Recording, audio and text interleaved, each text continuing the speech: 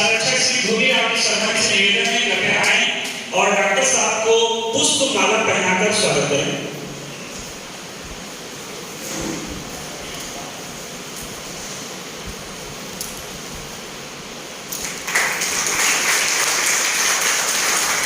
मैं आमंत्रित करता हूं श्री वीरेंद्र शर्मा जी को, कृपया वीरेंद्र शर्मा जी आए और आज के हमारे कार्यक्रम के विशिष्ट अतिथि श्री अशोक पवार सर का पुष्प माला से स्वागत करें।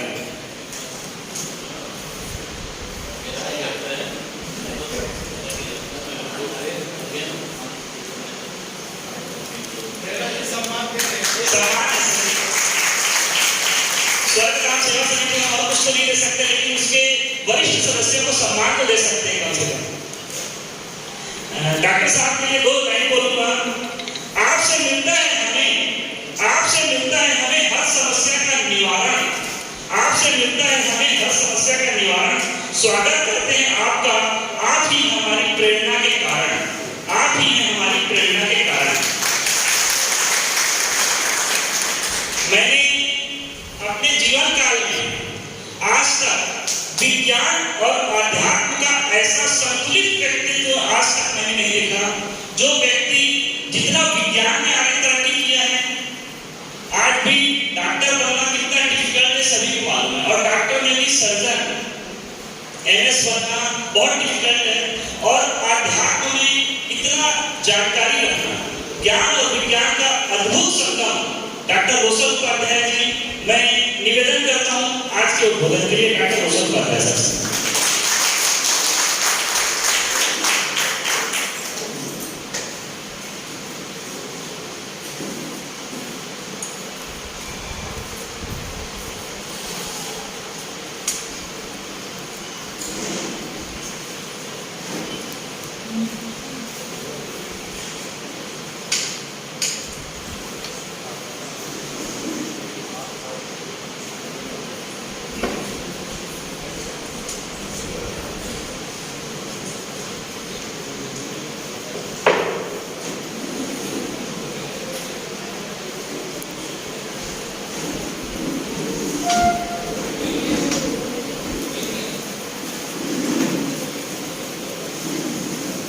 सभी से निवेदन है, कृपया अपना मोबाइल साइलेंट कर दें एवं बहुत ही ध्यानपूर्वक सभी बातों का अनुसरण करें।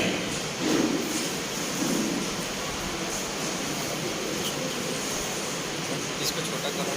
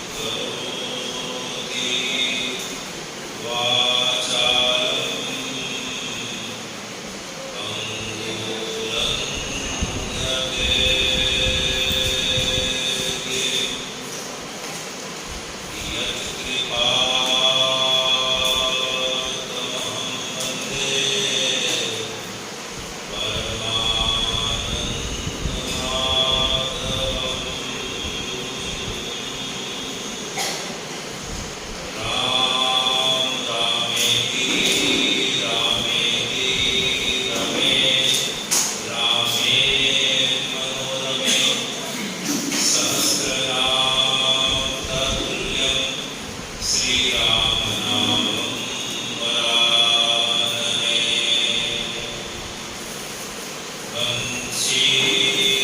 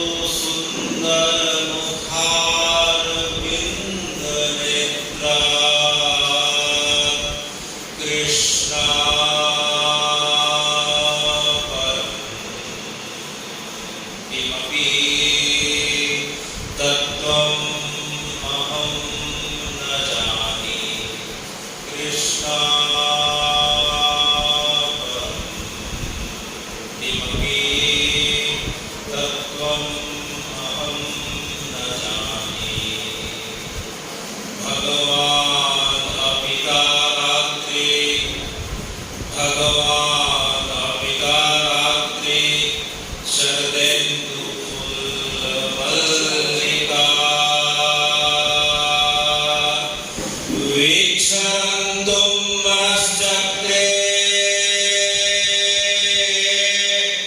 वीक्षरन्तुं मनश्चक्रे योगमायामुपाश्रिता योगमायामुपाश्रिता भगवानपि रात्रे।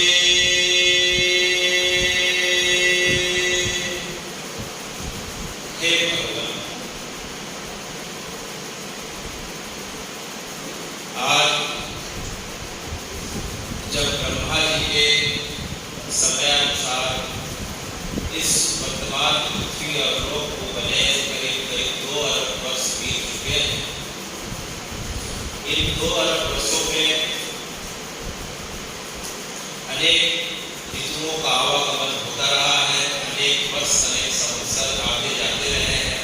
तो उसी क्रम में 3 संवत्सर में वैवस्वत मनु के अंतर्गत जो अभी का अश्विन मास है और शरद ऋतु का मौसम चल रहा है, उसका कृष्ण पक्ष की जो 9वीं तिथि है और गुरुवार का दिन है।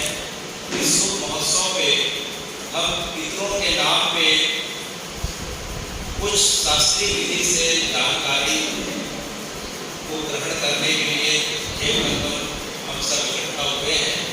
तो आप सब जितने सुधीजन हैं, श्रोताजन हैं, आप सबके हृदय में विराजमान उस भगवती सत्ता को, जिसको परंपरा के हिसाब से राम कृष्ण भगवती महादेव अनेक नाम से जाना जाता है, और वही राम कृष्ण भगवती महादेव दूसरे से 6वें मनवंतर में विश्वकर्मा भगवान के रूप में प्रकट होकर जीवों का कल्याण के लिए धरा धाम में आते हैं। तो आप सबके हृदय में स्थित विश्वकर्मा भगवान को प्रणाम करते हुए आज मैं जो है आज की कथा को प्रारंभ करता हूँ।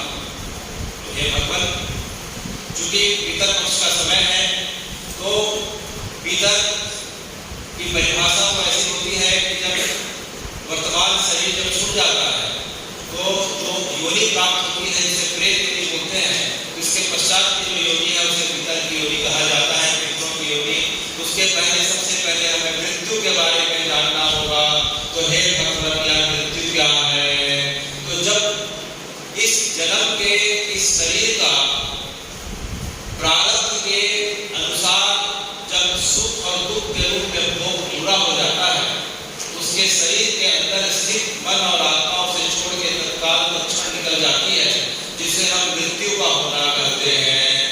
अर्थात इस शरीर के इस जन्म के प्रारब्ध का भोग सुख और दुख के रूप में जैसे ही पूरा होता है, तो शरीर के अंदर स्थित मन और आत्मा उस शरीर को छोड़ के तत्काल क्षण बाहर निकल जाती है, जिसे विज्ञान की भाषा में, शास्त्रों की भाषा में मृत्यु का होना कहा गया है।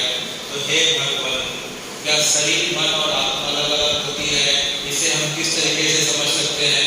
उसे हम इस तरीके से समझ सकते हैं कि जो दीवार में जो इस प्रकार के पाइप दिख रहे हैं, जिसके अंदर तार है, उस तार के अंदर जो विद्युत का प्रवाह हो रहा है, बाहर का जो पाइप दिखाई पड़ता है वो सही है, वह स्थूल शरीर जो दिखाई पड़ रहा है उसके अंदर के तार दिखाई पड़ते हैं, यानी कि तार है वह मन है, और उसके अंतर्गत जो बिजली का विद्युत का प्रवाह होता है वह आत्मा है।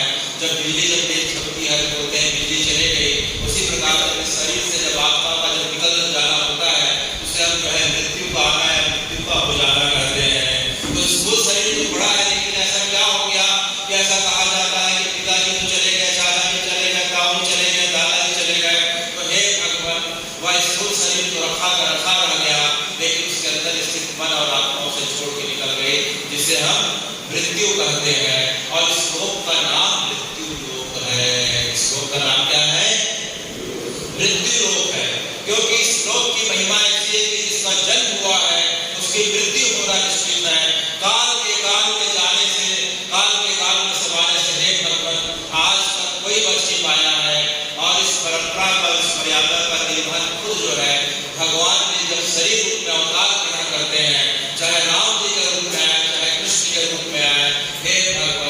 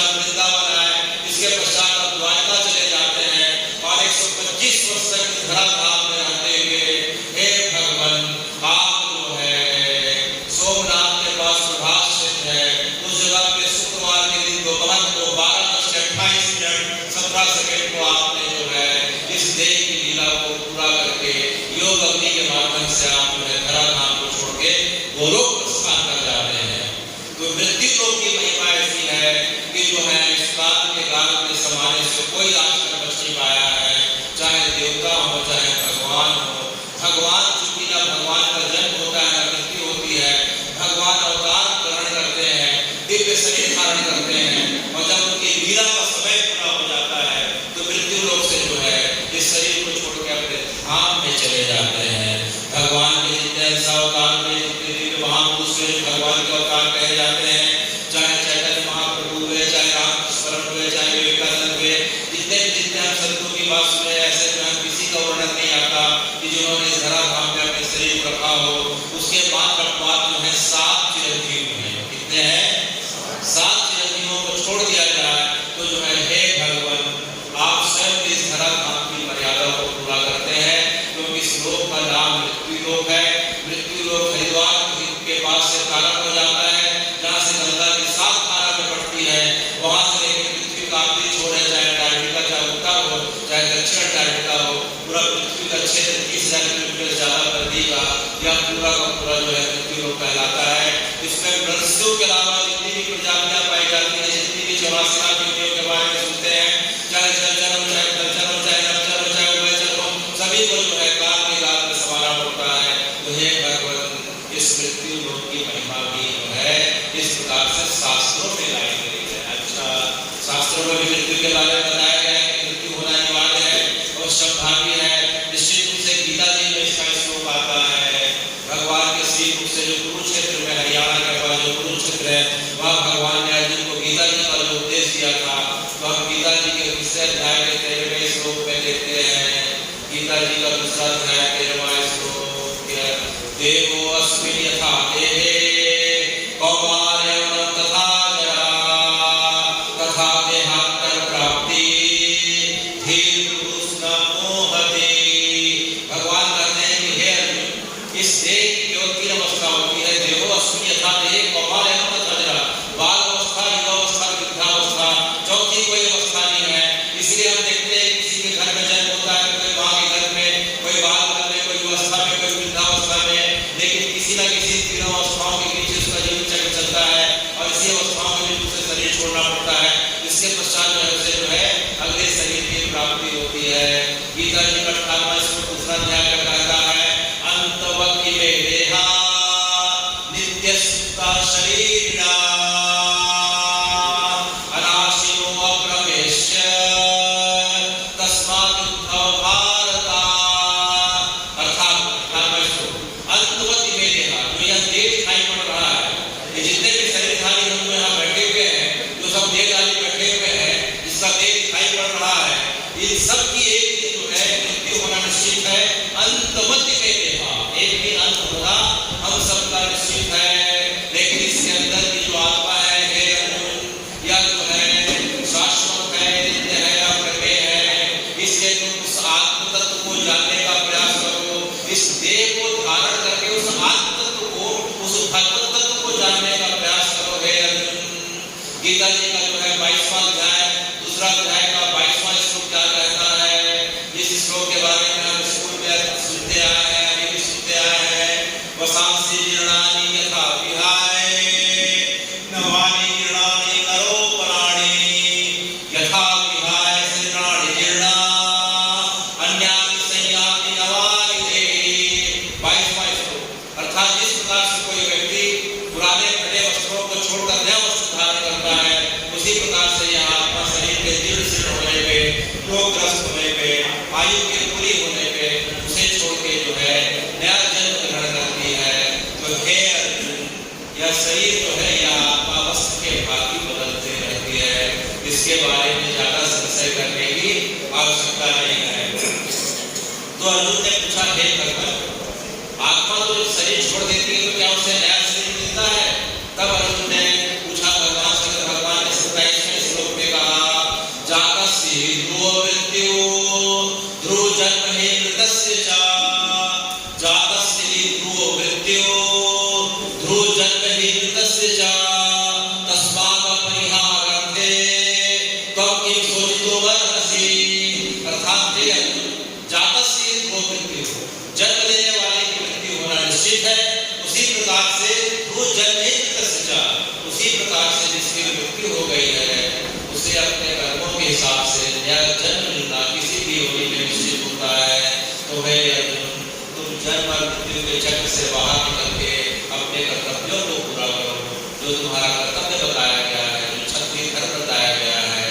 तो जिस वर्ण में उपस्थित जो व्यक्ति है वे अपने अपने कर्मों को पूरा करते हुए भगवत नाम आश्रय लेते हुए इस जन्म मृत्यु के चक्र से बाहर निकले, ये गीता जी का संदेश है। तो हे भगवान, मृत्यु का जो है जब होती है तो इस शरीर से आत्मा के निकलने के कौन कौन से द्वार हैं? अभी हमने सुना कि शरीर अलग है, आत्मा अलग है। तो आत्मा जब शरीर को छोड़ती है तो शरीर से मुक्तता जो है 9 छिद्रों से बाहर निकलती है। कितने रास्ते से बाहर निकलती है? 2 आंख हो गए, 2 नासिका के छिद्र हो गए, 2 कान हो गए, 1 मुख हो गया।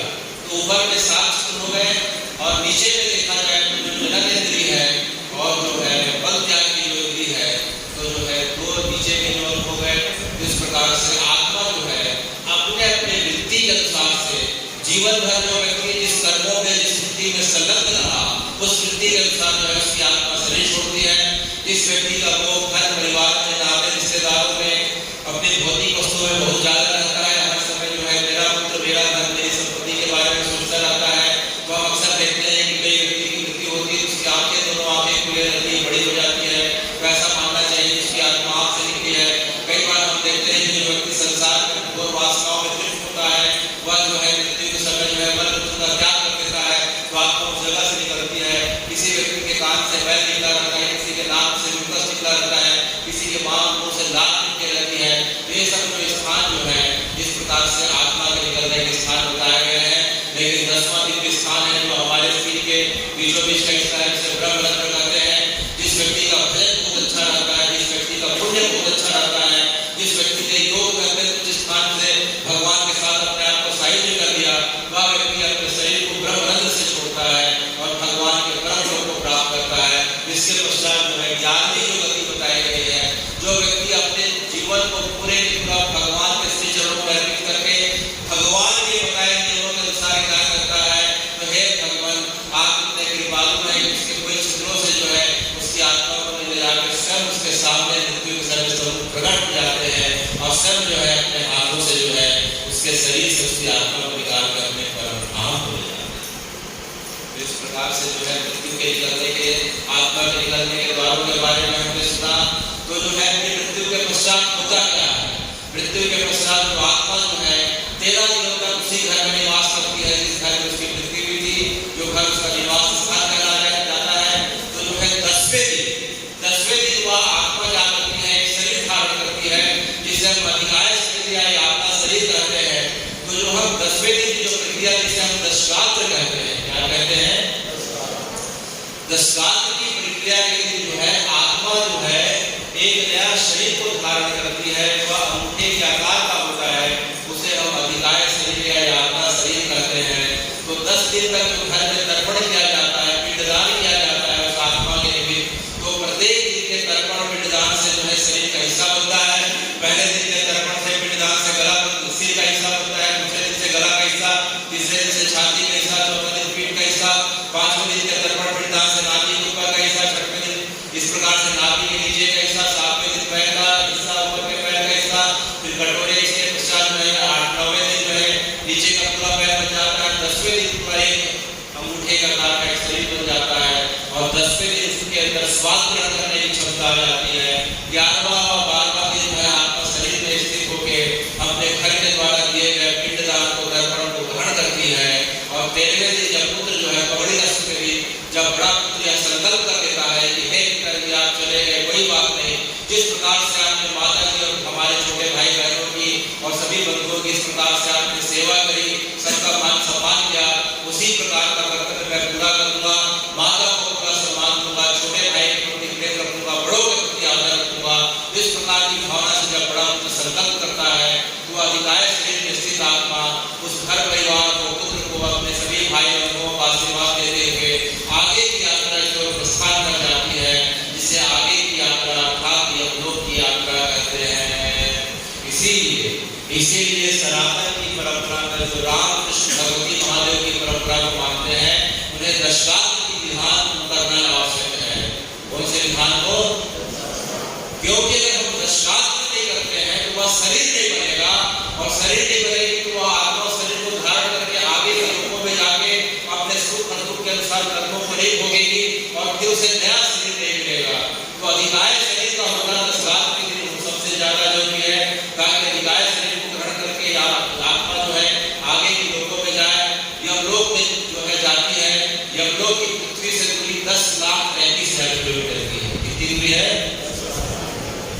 पृथ्वी से यमलोक की दूरी 10,35,000 किलोमीटर की दूरी पे है। उसी के थोड़ा सा आगे पितृलोक है। तो यह जो है अधिकाय शरीर में स्थित आत्मा 10,35,000 किलोमीटर की दूरी प्रतिदिन 3,000 किलोमीटर की यात्रा तय करते हुए 348 दिनों में पूरा करती है। और इन 348 दिनों में जो है उसे 16 बार जो है रुकने का अवसर मिलता है, जिसे हमारी परंपरा में मासिक पीड़ा और पाक्षिक पीड़ा कहते हैं। प्रत्येक घर में जब आत्मा इस प्रकार से शरीर छोड़ देती है तो प्रत्येक घर में हम देखते हैं कि पाक्षिक पीड़ा और मासिक पीड़ा का अवसर आता है। तो अवसर हमारे लिए आता है, वहाँ उनके लिए विश्राम का समय रहता है। जब वो आत्मा जो है अधिकाय शरीर में आगे यात्रा की ओर बढ़ती है, 348 दिनों की यात्रा रहती है, उसे 16 बार रुकने का अवसर मिलता है। तो 16 स्टेशन बताए गए हैं, 16 जगहों के नाम अनेक शास्त्रों में बताए गए हैं। सौम्यपुर, सौरीपुर जो है, क्रौंचपुर, गंधर्वपुर, शैलग्राम, बहुगिरिपुर, रुद्रपुर, अतिगंधर्वपुर, शीतधायपुर, बहुगिरिपुर, नागापुर, अनेकों अनेक जो है जो स्टेशनों में जहाँ आत्मा को विश्राम मिलता है उस जगह के नाम बताए गए हैं। तो चूंकि पृथ्वी के अलावा जब आत्मा अधिकाय शरीर ग्रहण करके आगे की लोक में जाती है तो उसे भूख और प्यास लगती है। तो ऊपर के लोगों में जो है, चाहे शैलग्रामपुर की बात करें, चाहे क्रौंचपुर की बात करें, चाहे अधिकायपुर की बात करें, चाहे बहुगिरिपुर की बात करें, वो के लोगों का वर्णन इस प्रकार से आता है कि वहाँ तो 500 डिग्री टेम्परेचर का सूर्य तपता है। ठंडी की बात करें तो कई सौ माइनस डिग्री का वहाँ ठंड रहती है। यहाँ जानवरों की आवाज आती है, मल को चुकी नदियाँ बहती हैं। इस प्रकार से कठिन परिस्थिति के बीच जब आत्मा अधिकाय शरीर लेके जाती है तो उसे 16 बार रुकने का अवसर मिलता है।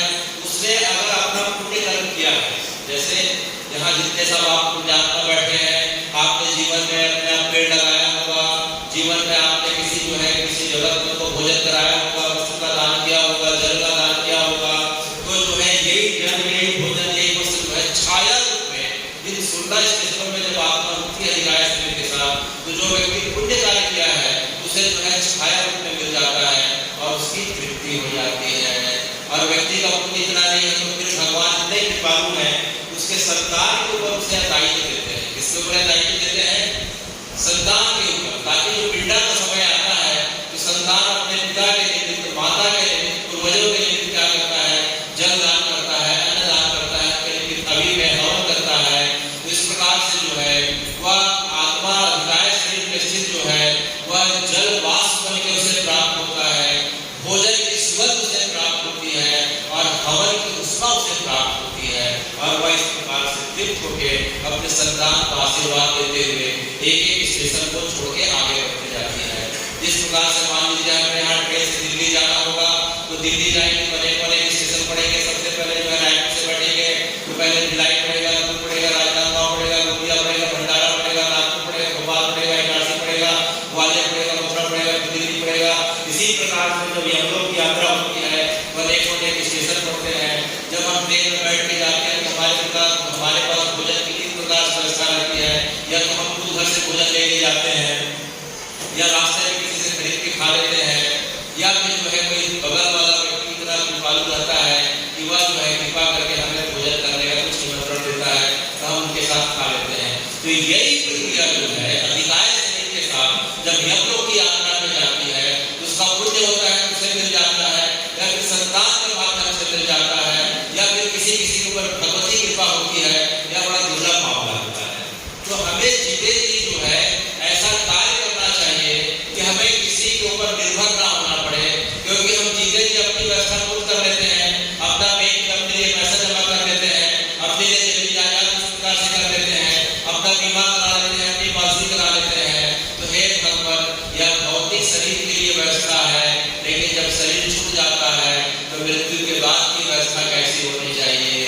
वह ऐसी होनी चाहिए कि हम जो है जरूरतमंद को दान करें, किसी गरीब को भोजन करावें, किसी को वस्त्र का दान करें, गर्मी में प्यासे को, पशुओं को, पक्षियों को जो है जल की व्यवस्था करें। तो यही जो है ब्याज बन के ऊपर के लोगों में हमें जो है पूरा लौट के हमें ही मिलता है। तो जो है इन सब करने में कोई ज्यादा परिश्रम नहीं लगता, ज्यादा पैसे का व्यय नहीं है, किसी को जल पिलाने में कोई खर्चा नहीं, अपने भोजन से भोजन निकालने, गौ माता को, पशु पक्षियों को, जरूरतमंद को देने में कोई खर्च नहीं, कोई परिश्रम नहीं। तो हे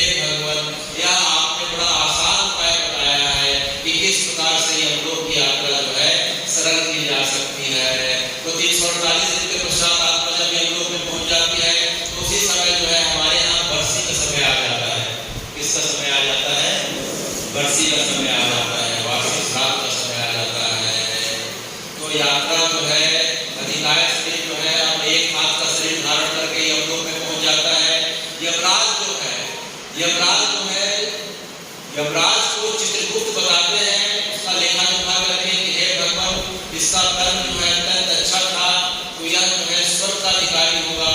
तो यमराज उसका जो है उसे उत्तर के द्वार से या जो है पश्चिम के द्वार से बुलाते हैं।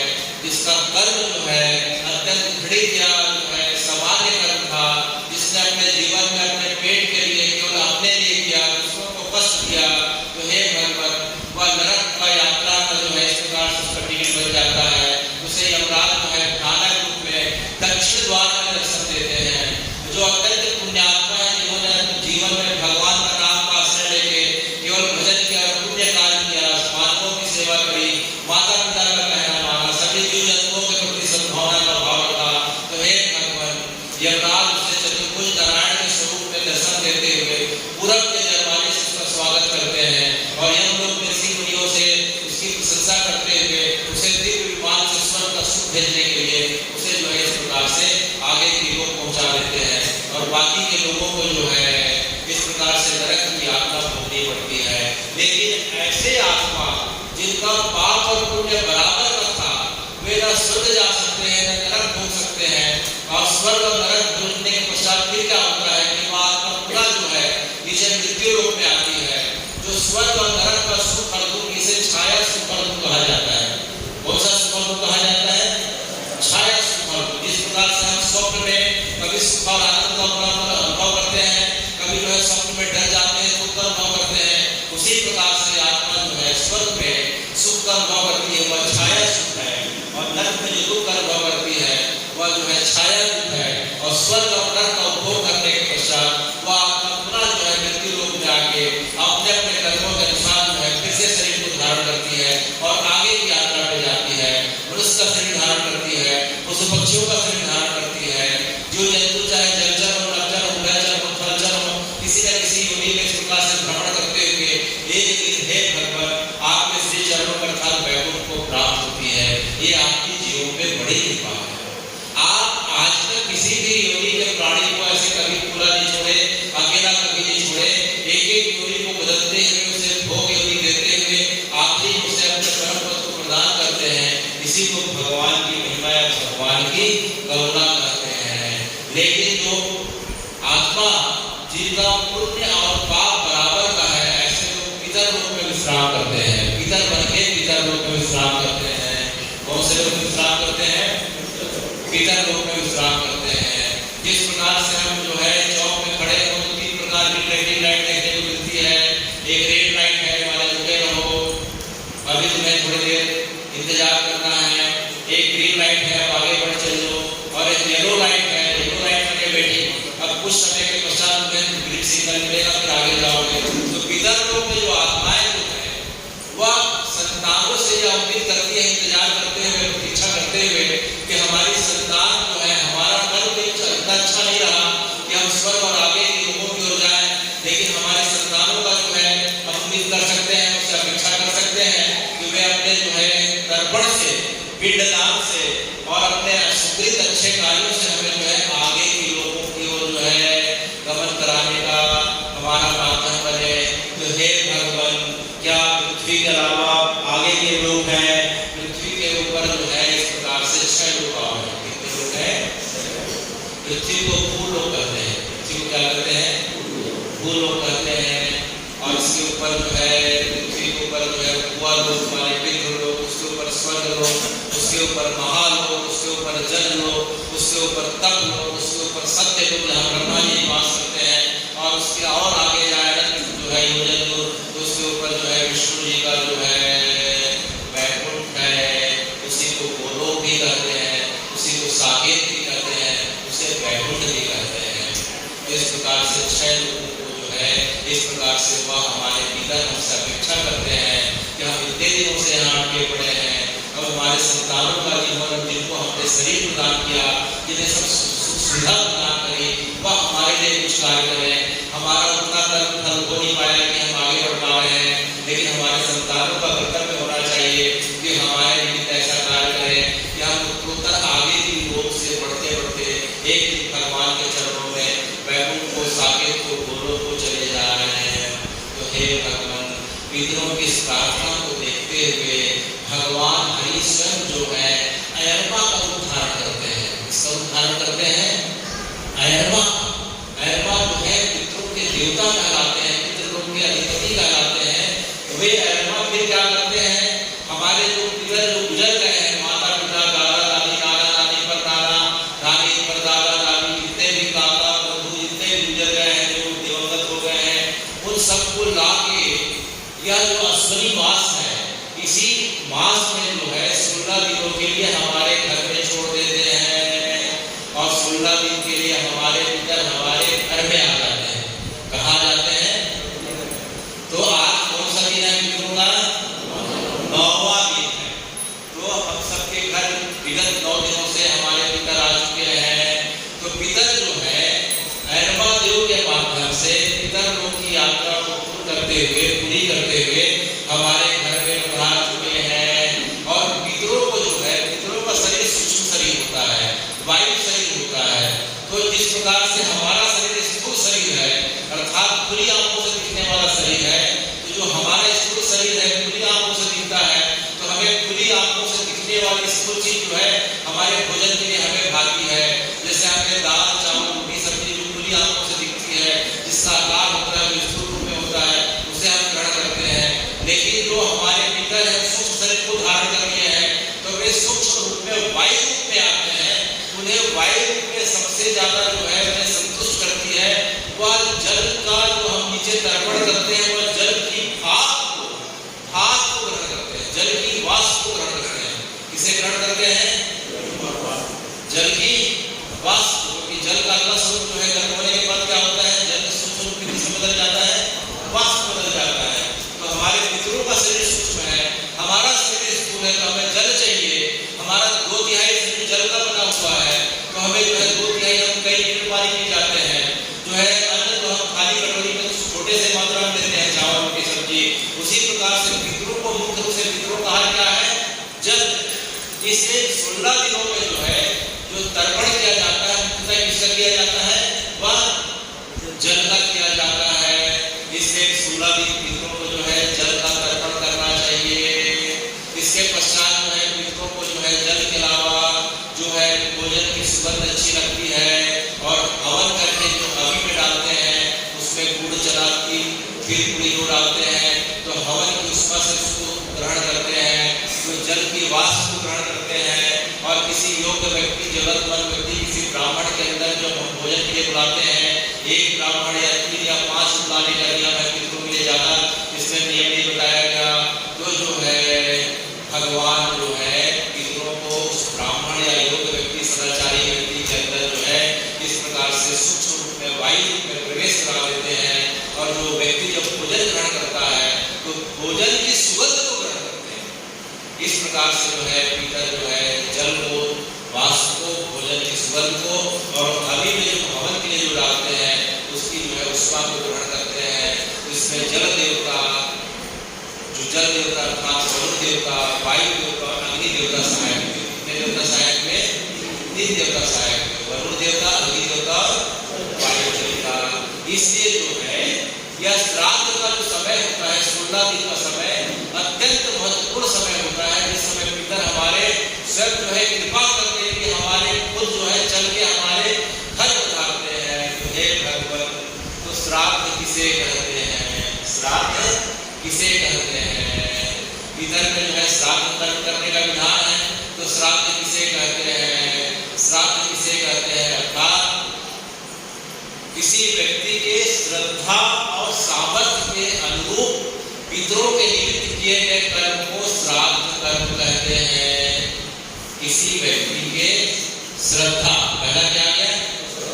श्रद्धा, दूसरा सामर्थ्य। श्रद्धा और सामर्थ्य के अनुरूप पितरों के निमित्त किए गए कर्म को श्राद्ध कर्म कहा जाता है। तो हे भगवान, जिसकी जितनी सामर्थ्य है उसके अनुरूप जो है वह अपने पितरों को तर्पण करे। अगर उसके पास सामर्थ्य नहीं है तो फिर क्या करे? तो शास्त्र कहते हैं कि चाहे पितृ तर्पण का मामला हो, चाहे श्राद्ध का मामला हो, चाहे तेरहवीं का मामला हो, अगर उसके पास अगर जो है ब्राह्मणों को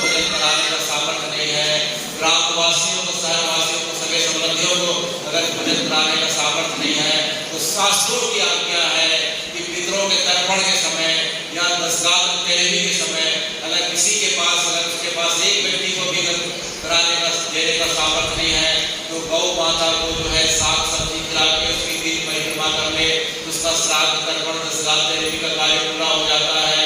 अगर गौ माता भी नहीं है, उसके पास साग सब्जी की व्यवस्था नहीं है, तो आप पितरों की तरफ जो है दक्षिण की तरफ मुंह करके अपने दोनों भुजाओं उठा के अपने पितरों को, पिता, दादा, नाना, नाना सबको याद करते हुए अपनी भुजा उठा के करुण क्रंदन करता हुआ उन्हें याद करता हुआ बोले कि हे पिताजी, हे दादाजी, हे दादा, हे परनाना, हे मेरे सभी सगे संबंधी, इस जन्म के सगे संबंधी हो चाहे अनेक जन्म के सगे संबंधी, आपने मुझे जन्म दिया बहुत अच्छी बात है, लेकिन मेरा प्रारब्ध उतना अच्छा नहीं था कि मेरे पास उतना सामर्थ्य नहीं है कि इसमें बाकी रूप से आपके द्रव्य के माध्यम से सेवा कर सकूं, तो आप मेरे इस भावांजलि को स्वीकार करें।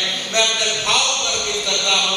तो हे भगवान, आप इतने कृपालु हैं, उसके भाव निमित्त प्रार्थना करने मात्र जो है आप उसके भाव को उसी प्रकार से स्वीकार कर लेते हैं जिस प्रकार से कोई व्यक्ति जल दे, किसी को भोजन कराए, किसी प्रकार से हवन में जो बलि डाले, उस प्रकार से स्वीकार करते हैं, उसी प्रकार आप उस व्यक्ति के जो है भाव को स्वीकार कर लेते हैं। तो हे भगवान, श्रद्धा और सामर्थ्य का विषय जो है उसे श्राद्ध कहा गया है। इसमें किसी प्रकार का आडंबर नहीं है, किसी प्रकार का दिखावा नहीं है, इसे किसी प्रकार का जो है, इस प्रकार का जो है लोग बोलते हैं कर्मकांड है, इस प्रकार से ब्राह्मणों पर लूटने का आपने धंधा बना दिया, वैसा कर दिया, वैसा कर दिया, या शास्त्रों को न जानने के कारण कोई भी अज्ञानता, इसे हम क्या कर सकते हैं? अज्ञानता कर सकते हैं। शास्त्र नहीं बोलते हैं कि अपने सामर्थ्य के विरुद्ध जो है जाके कोई व्यक्ति तर्पण करे, श्राद्ध कर्म करे, पितृ तर्पण करे, और तो और जो है देव कार्य के लिए अभी नवरात्रि आने वाली है, शिवरात्रि आएगी, रामनवमी आएगी, तो देव कार्य के लिए व्यक्ति ऋण ले सकता है, देव कार्य के लिए, लेकिन पितृ कार्य के लिए हे भगवान ऋण लेके पितृ कार्य करने की जो है शास्त्रों में मनाही है। अगर उस व्यक्ति के पास सामर्थ्य नहीं है, अगर द्रव्य नहीं है, पूंजी नहीं है, धन का भाव है, तो वह मात्र जो है दक्षिण की तरफ मुंह करके अपने पितरों को याद करता हुआ भावांजलि अर्पित कर सकता है। पितर उसे स्वीकार कर देते हैं। इसी कारण से पितृकाल में किसी भी प्रकार से ऋण लेके पितृकाल करने का इस प्रकार से विधान नहीं बताया गया है। इसलिए यह बात पूरी तरीके से सत्य सिद्ध हो जाती है कि चाहे पितृकाल हो, चाहे मृतकाल हो, दशगात्र हो, चाहे तेरहवीं हो, इसमें किसी प्रकार से कोई आडंबर नहीं, कोई खर्च नहीं। बस हमें दशगात्र की विधि और तेरहवीं विधि को किसी भी कीमत में छोड़ देनी चाहिए, क्योंकि दशगात्र का शरीर अधिकाय शरीर नहीं बनेगा, वो आगे की यात्रा नहीं कर पाएगा, आगे की यात्रा करके सुखमंत नहीं होगा, उसे अगला जन्म नहीं मिलेगा। तो अगले जन्म को पाने के लिए अधिकाय शरीर और वह 10वें दिन बनता है, इसलिए दशगात्र की प्रक्रिया हमें पूरी करनी चाहिए। तो हे भगवान, इस प्रकार से दशगात्र के बारे में जाना, पितरों के बारे में जाना, श्राद्ध के बारे में जाना। तो श्राद्ध के कितने प्रकार होते हैं? श्राद्ध के कितने प्रकार होते हैं? एक होता है नित्य श्राद्ध। रोज हम माता पिता के निमित्त, दादा दादी के निमित्त, अपने पूर्वजों के निमित्त रोज हम जल अर्पित करें, रोज उनके लिए भोजन कलश निकालें, रोज उनके निमित्त जो है हम हवन करें। इसे हम क्या कहते हैं? नित्य श्राद्ध कहते हैं। और वर्ष में जिस तिथि को हमारे माता पिता, दादा दादी, नाना नानी या जिसका भी जो है शरीर छूटता है, उस तिथि को अगर हम जो है उनके निमित्त तर्पण श्राद्ध का कार्य करते हैं, उसे हम एकोदिष्ट श्राद्ध करते हैं। क्या श्राद्ध करते हैं? एकोदिष्ट। एक व्यक्ति के लिए होता है, एक व्यक्ति के लिए जिसकी जिस तिथि की मृत्यु होती है, शरीर छूटता है, वह साल में तिथि आती है, उसके निमित्त के श्राद्ध क्या करते हैं? एकोदिष्ट श्राद्ध करते हैं।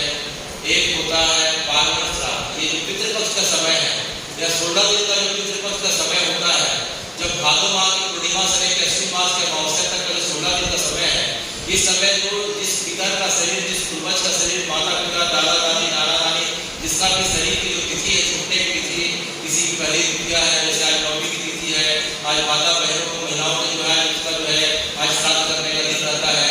कभी किसी की त्रयोदशी में आती है, किसी की चतुर्दशी में आती है, और जिसका तिथि पता नहीं होता है उसके लिए अमावस्या का तिथि आता है। कौन सा आता है?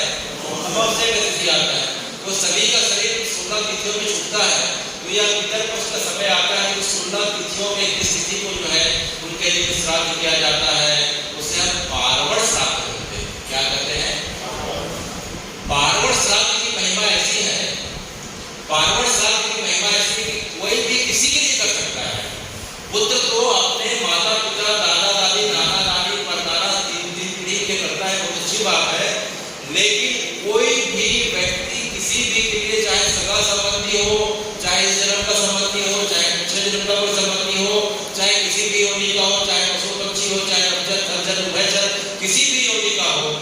कोई भी व्यक्ति इस पार्वण पक्ष में किसी का श्राद्ध कर सकता है। तो हे भगवान, इसका उदाहरण राम जी ने गिरिराज जटायु का श्राद्ध किया था। किसका श्राद्ध किया था? गिरिराज जटायु के बारे में पता है? सीता जी के ये रावण से युद्ध करते करते रावण ने उसके पंख काट डाले, इस प्रकार से घायल कर दिया। तो राम जी देखते हैं तो राम जी खुद के जो है अपनी जटा से उसके फूल को साफ करते हैं, अपने आंख के आंसू से धोते हुए उसके शरीर में मिट्टी हुई जमी हुई मिट्टी को साफ करते हैं, हाथ से पोंछते सहलाते हैं, उसके हाथ पैर की इस प्रकार से जो है सेवा करते हैं। और राम जी बोलते हैं कि हे जटायु, मैंने अपने पिताजी को शरीर छोड़ते समय नहीं देख पाया, मैं बड़ा भागा हूँ, लेकिन मैं आपके स्वरूप में अपने पिता दशरथ का दर्शन कर रहा हूँ। बताइए तो मैं आपको जो है अपना शरीर प्रदान करने का सामर्थ्य करता हूँ, आपको मैं दिव्य शरीर प्रदान करता हूँ। तो जटायु ने कहा कि हे भगवान, आपका दर्शन हो, आपकी वाणी को सुनने का अवसर मिले और आपके गोद में शरीर छूटे, इससे अच्छा किसी के क्या अवसर हो सकता है। आपने मुझे जन्म दिया, आपने नया जन्म दिया, नया शरीर अगर देंगे तो अगर मेरा मन की वृत्ति अगर संसार में चले गए, विषय वासनाओं के भोग में चले गए, तो हे भगवान, इस शरीर के प्रति अपराध हो जाएगा। तो हे भगवान, मुझे अब नया शरीर नहीं चाहिए, मुझे तो बस आपके गोद में प्राण छोड़ने हैं। तो भगवान ने जटायु जी को अपने गोद में इस प्रकार से अंतिम जो है प्राण छोड़ने के समय भगवान के गोद का आश्रय मिला और जटायु जी के शरीर को भगवान ने खुद अपने हाथ से संस्कार किया और पूरी की पूरी विधि विधान के साथ उनका संस्कार भी किया। फिर भगवान आगे बढ़ते हैं। तो एकोदिश श्राद्ध जो पार्वण श्राद्ध जो है, कोई भी व्यक्ति किसी भी व्यक्ति के लिए कर सकता है, किसी भी योनि के लिए कर सकता है, उसके लिए कोई बंधन नहीं है। यह समय इतना अच्छा है, हमारे माता पिता जीवित हो तो कोई बात नहीं, फिर भी हम कर सकते हैं, अपने दादा दादी के लिए भी कर सकते हैं, उन देव शक्तियों के लिए भी कर सकते हैं, इसके पूर्व हमारे जो माता पिता किसी जन्म में रह चुके हैं उनके लिए भी कर सकते हैं, पड़ोस वालों के लिए भी कर सकते हैं जिनके माता पिता दादा दादी गुजर चुके हैं। हम जो है सभी के लिए कर सकते हैं इस पार्वण के श्राद्ध का जो महोत्सव है। इसीलिए जो है बाकी जो उत्सव में आता है, इसे हम महोत्सव इसलिए करते हैं क्योंकि हमारे पूर्वज जो है खुद जो है हमारे घर दर्शन देने के लिए आते हैं। अच्छा ही बताइए कि आपके पास कोई आपका रिश्तेदार बहुत दिनों के बाद आता है तो आपको खुशी होती है कि दुख का अनुभव होता है? खुशी होती है ना, प्रसन्नता होती है। तो आपको जिससे शरीर दिया है, आपके जो शरीर के माता पिता हैं और आपके माता पिता को जिससे शरीर दिया, अर्थात दादा दादी है, दादा दादी को जिससे शरीर दिया, परदादा दादी है, नाना नानी है, परदादा नानी है, ये आपके घर आएंगे तो आपको जो है खुशी होगी कि दुख होगा? बताइए। तो ये समय जो है दुख का है, उत्सव का है। एक व्यक्ति आने से उत्सव होता है, यहाँ पर पूरा कुटुंब आ गया, इसलिए यह महोत्सव है। इसलिए क्या है? इसलिए से पितृ महोत्सव कहा जाता है। तो हे भगवान, हमने सुना है इस पे जो है गृह प्रवेश नहीं करते हैं, कोई नई सामान को नहीं लाते हैं, शादी ब्याह के कार्य नहीं होते हैं। तो भगवान कहते हैं कि यह समय जो है अत्यंत शुभ समय है। शुभ समय इसलिए है क्योंकि जिन माता पिता के कारण हमें शरीर मिला है, जिसके कारण हम आज शरीर को भोग करके सब कुछ कर पा रहे हैं, मान प्रतिष्ठा मिली, यह शरीर मिला, भाई बंधु मिले, परिवार मिला, सब कुछ मिला, तो उनके निमित्त अगर हम जो है 10-15 दिन अगर निकाल के स्मरण कर लेते हैं और स्मरण करते हुए अनेक कुछ अच्छे पुण्य के कार्य कर लेते हैं, तो इसके प्रति उनका आशीर्वाद मिलता है और यह आशीर्वाद हमें साल भर बनता है। इससे अच्छा उत्सव का समय और क्या हो सकता है? इससे अच्छा उत्सव का समय और क्या हो सकता है कि माता पिता, दादा दादी, नाना नानी, परदादा दादा नानी सब जो है कृपा करके हमारे पास हमारे घर में पधारे हुए हैं और उन्हें जो है मात्र थोड़ा सा जल देने से, थोड़ा सा भोजन कराने से, थोड़ा सा हवन करने मात्र से जो है अत्यंत प्रसन्न हो जा रहे हैं। और जो है इसी कारण से जो है प्रत्येक व्यक्ति के घर में जो हम साल भर खुशहाली का जो है अवसर देखते हैं, उसके कारण और कारण सिर्फ और सिर्फ देव देवता कलम हो गए, वे हमारे तरफ पूर्वज हैं। इसलिए हमें इसे उत्सव ही महोत्सव के रूप में बनाने का प्रयास करना चाहिए। तो जो एकोदिश जो ये पार्वण का महोत्सव जो होता है, यह 16 दिनों का होता है। तो हमारे पितर जब आते हैं तो देखते हैं कि पहला दिन चला गया, मेरा पुत्र दिया कि नहीं दिया, दूसरा दिन चला गया, तीसरा दिन चला गया, अरे आज 9वां दिन चला गया, मेरा पुत्र तो खुद खा पी रहा है, संसार के सब इसके पास 9 दिनों से आया हूँ, मुझे जल भी नहीं पिलाया, मुझे कुछ भोजन भी नहीं कराया, वे 15 दिनों तक और प्रतीक्षा करते हैं। कितने दिनों तक? और 16वें दिन जो एरमा जो है वे विमान लेके आ जाते हैं, अपने जाने का समय हो जाता है। तो 16वें दिन जब जाते हैं तो उनका जाने का समय 11 से 12 बजे ध्यान का रहता है। कौन सा समय रहता है? तो आखिरी 11 से 12 बजे तक घर के चौखट में बैठ कर प्रतीक्षा करते हैं, कितने दिनों तक मेरा तर्पण नहीं दिया, मुझे जल नहीं दिया, क्योंकि इसके पश्चात आगे ही दिनों को पुनः जल नहीं मिलेगा, पुनः भूखा प्यासा रह जाऊंगा। तो आखिरी समय तक प्रतीक्षा करते हैं कि मेरा पुत्र जो है मुझे कुछ खिला दे, कुछ पिला दे, मुझे तृप्त कर दे। तो जब आखिरी दिन पुत्र का अगर दोष आ गया तो अपने पिता को, अपने दादा दादी को, अपने कुटुंब वालों को उसने जो है जन्म प्रदान कर दिया, भोजन करा दिया किसी योग्य व्यक्ति को, जरूरतमंद को, उसको जो है आशीर्वाद देते हुए पुनः 1 वर्ष के लिए अपने लोक में गमन कर जाते हैं। अच्छा ये बताइए, हम सब रामकृष्ण की संतान है कि नहीं है? हम भगवान विश्वकर्मा की संतान है कि नहीं है? तो भगवान ने यह कार्य किया, श्राद्ध का कार्य किया, तर्पण का कार्य किया, तो क्या हम भगवान से बड़े हो गए? क्या हम भगवान से बड़े हो गए? क्या हमें अपने पितरों को, अपने पूर्वजों को भूल जाना चाहिए? कि उन्हें जो है तृप्त करके, संतुष्ट करके भेजना चाहिए? इसी क्रम में जो है हे भगवान, अगला जो आता है श्राद्ध, जो आता है नांदी श्राद्ध आता है। क्या आता है? जब भी हमारे घर में उत्सव का समय हो, चाहे किसी का जन्म उत्सव हो, चाहे विवाह उत्सव हो, चाहे गृह प्रवेश हो, चाहे कोई अनुष्ठान का समय हो, चाहे कोई मांगलिक कार्य हो, इस समय में पितरों को जो है याद करके उनके लिए तर्पण किया जाता है, जल दिया जाता है, हवन किया जाता है, जरूरतमंद जो है लोगों को जो है दान किया जाता है, ब्राह्मणों को भोजन कराया जाता है। इसे नांदी श्राद्ध कहते हैं। क्या श्राद्ध कहते हैं? जैसे भगवान का जन्म हुआ, राम जी का जन्म हुआ, तो जो है दशरथ जी ने पूरे अयोध्या में जो है बड़े जोर शोर से सबको बुलाया, सबका स्वागत किया, सत्कार किया, सबका भोजन कराया, ब्राह्मणों का दान किया, गौ माता का दान किया। उसी प्रकार से भगवान कृष्ण का जब जन्म होता है तो जो है नंद के घर में आनंद हुआ और नंद बाबा ने जो है 21 लाख गायों का दान किया। कितने गायों का? 21 लाख गायों का दान कर दिया।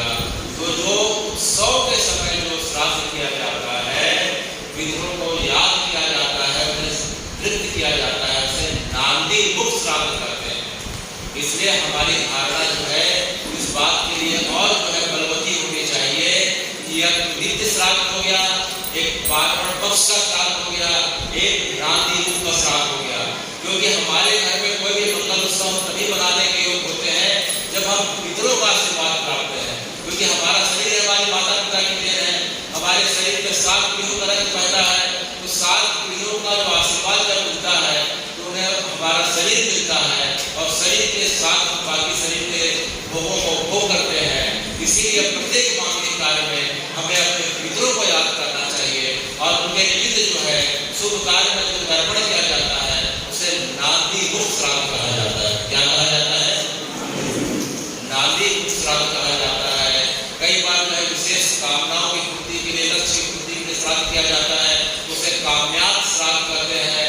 और जो है 3 वर्ष बीतने के पश्चात जो है प्रेत को जो है अपने दिवंगत आत्मा, माता पिता, किसी को जब पितरों के साथ मिलाया जाता है उसे संगोष्ठी श्राद्ध कहते हैं। तीर्थ यात्रा में जो श्राद्ध किया जाता है, तीर्थ यात्रा में जब भी जाए तो अपने पितरों के लिए श्राद्ध करें, उसे जो है तीर्थ आदि श्राद्ध कहते हैं। इस प्रकार से श्राद्ध का जो पर्व जो है 1 वर्ष में भगवान हमें 96 बार अवसर देते हैं। कितने बार अवसर देते हैं? साल में 12 अमावस्या पड़ती है तो 12 अमावस्या को जो है पितरों का श्राद्ध किया जाता है। 12 संक्रांति पड़ती है उसमें भी श्राद्ध करने का विधान है। इस प्रकार से जो पार्वण का पर्व है, 16 दिन का अष्टमी में श्राद्ध करने का विधान है। तो अनेक जो है समय ऐसे आते हैं मांगलिक अवसर में श्राद्ध करना चाहिए। तो कुल मिला के शास्त्रों की आज्ञा ऐसी है कि हमें अपने पितरों को, पूर्वजों को भूलना नहीं चाहिए। प्रत्येक कार्य के प्रति उन्हें जो है याद करके उन्हें धन्यवाद देना चाहिए। ये पितर तर्पण है, ये पितर कर्म है, ये श्राद्ध कर्म, इसके अलावा उसका कुछ विशेष बात देखी नहीं जा सकती। कुल मिला के शरीर माता पिता का है, शरीर पूर्वजों का है, तो जिसने शरीर दिया उसके प्रति धन्यवाद ज्ञापन करने का जो अवसर आता है उसे हम जो है पितृ कर्म करते हैं, पितृ श्राद्ध करते हैं। तो हे भगवान, एक पुत्र का कर्तव्य क्या होना चाहिए? एक पुत्र का कर्तव्य क्या होना चाहिए। शास्त्रों की आज्ञा क्या है, जीवेत वाक्य करना, क्षया है भूरि भोजना, जीवेत वाक्य करना, क्षया है भूरि भोजना,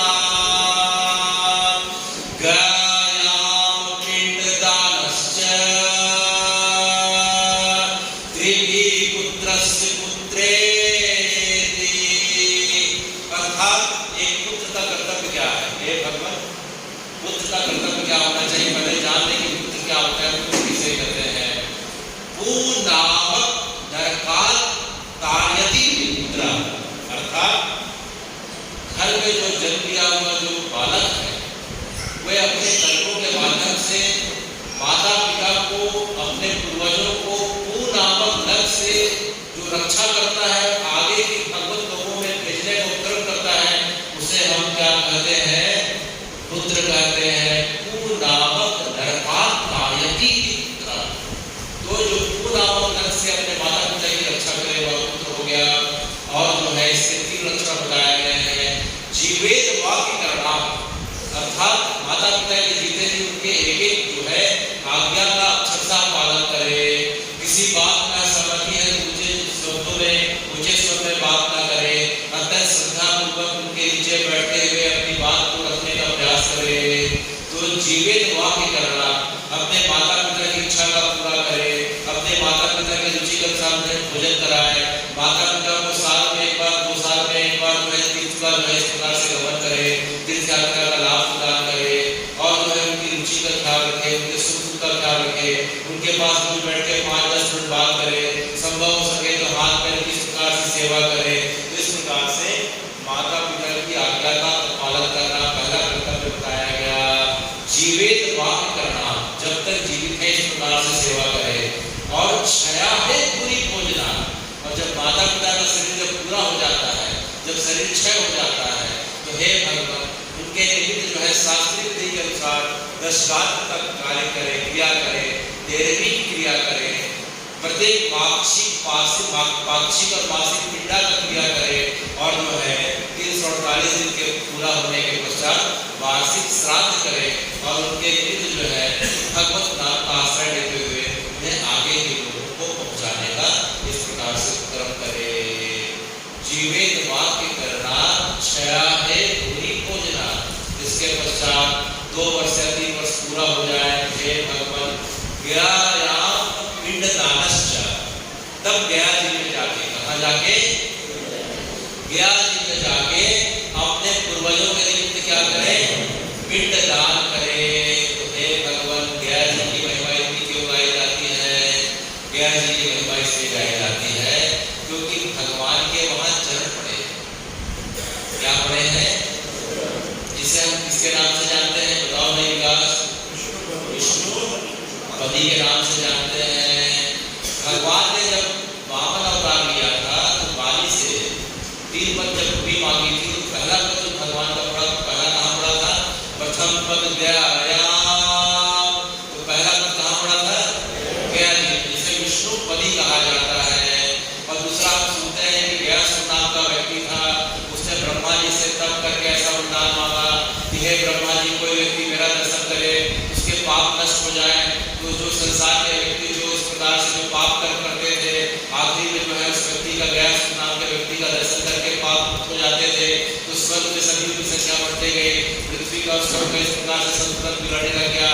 तो सब लोगों ने आगे विष्णु जी से निवेदन किया कि हे भगवान, इस प्रकार से लोग गलत कार्य कर रहे हैं और फिर भी जो है मोक्ष के अधिकारी हो जा रहे हैं। तब भगवान ने जो है व्यास के पास जाके कहा कि हे व्यास, मुझे जो है यज्ञ करना है, और यज्ञ करने की ऐसी जगह बताओ जहाँ आज तक कोई पाप कर्म ना हो, धरती की सबसे पवित्र जगह बताओ। तो व्यास ने कहा कि हे भगवान, सबसे पवित्र जगह में मेरा शरीर दिखाई पड़ता है, जहाँ ब्रह्मा जी के आसपास आज तक कोई पाप कर्म नहीं हुआ, पाप करने वाले व्यक्ति भी पाप से छूट जाते हैं, तो मैं ही आपको उसको निवेदन कर देता हूँ।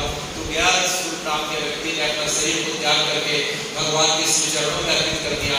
तो जब वो शरीर त्याग कर रहा था तो भगवान उसके भाव से प्रसन्न हो जाते हैं और उससे आशीर्वाद प्रदान करते हैं कि हे व्यास, जन्म जन्मांतर तक जब तक इस पृथ्वी पे सूरज तारे रहेंगे, जब तक मेरा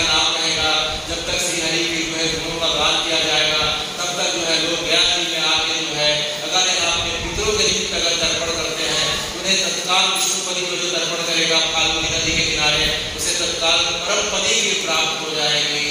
इसीलिए हे भगवान, गया जी कितनी महिमा गाई जाती है। इससे प्रत्येक संतान का कर्तव्य बनता है कि जो है जीवन में एक बार अपने पितरों के लिए कहा जाए, गया जी जाए। तो हे भगवान, गया जी जाने का शास्त्रीय नियम क्या है? गया जी जाने का शास्त्रीय नियम घर से प्रारंभ हो रहा है। कहाँ से प्रारंभ हो रहा है? घर से प्रारंभ हो रहा है कि जब जिस व्यक्ति का गया जी जाने का योग आ जाता है, वह व्यक्ति घर में जो है अपने पूर्वजों का, पितरों का आह्वान करता है। पितरों का आह्वान करके एक बार घर में तर्पण करता है कि हे मेरे माता पिता, हे दादा दादी, हे नाना नानी, जितने भी मेरे कुटुंब के लोग दिवंगत हो चुके हैं, सब लोग यहाँ आके एकत्र होइए, क्योंकि मैं आपको जो है विष्णुपदी का दर्शन करा के आपको परमपदी प्रदान करना चाहता हूँ। तो उसके जन्म से आह्वान करने से सब उनके जो है दिवंगत आत्माएं उसके पास आके जो है उसके शरीर में वायु रूप में प्रवेश कर जाती है। फिर उस व्यक्ति को जो है पहले कहाँ जाने का नियम है? पहले हरिद्वार जाने का नियम है। कहाँ जाने का नियम है? वह व्यक्ति अपने पूर्वजों को सांसों के माध्यम से हरिद्वार में जाता है और हरिद्वार में जो है ब्रह्म कुंड में स्नान करके उन्हें शुद्ध कराता है। उसके पश्चात त्रिवेणी प्रयागराज आता है। त्रिवेणी संगम वहाँ आता है, प्रयागराज आवे, प्रयागराज में त्रिवेणी संगम में अपने पूर्वजों को स्नान कराए। इसके पश्चात काशी में बड़ी गंगा घाट जाके अपने पूर्वजों को स्नान कराए, उनका तर्पण करे। इसके पश्चात गया जी पहुँचे। गया जी पहुँचने के पहले रास्ते में कुनकुन नदी दिखाई पड़ रही है। कुनकुन नदी में वह अपने पितरों का तर्पण करे। इसके पश्चात गया जी पहुँचे। गया जी में फाल्गु नदी के किनारे जो है वहाँ जाके तर्पण करे। फिर फाल्गु नदी के किनारे जो है विष्णुपदी में जाए। विष्णुपदी में जाके जो है अपने पूर्वजों का तर्पण करे। वहाँ जो है एक अक्षय वट दिखाई पड़ रहा है, वहाँ जाके जो है अपने पूर्वजों का तर्पण करे। जिनके पूर्वज जो है एक्सीडेंट के कारण, दुर्घटना के कारण जो है दिवंगत हो चुके हैं, जो जहर के कारण जो है उन्होंने अपना शरीर जहर खाने के कारण छोड़ दिया, किसी को गोली लग गई, जल में डूब के मर गया, इस प्रकार से जिनकी अकाल मृत्यु हुई है, गया जी में जगह दिखाई पड़ रही है। इसे प्रेतशिला कहते हैं। क्या कहते हैं? प्रेतशिला में जाकर अपने पूर्वजों का तर्पण करे।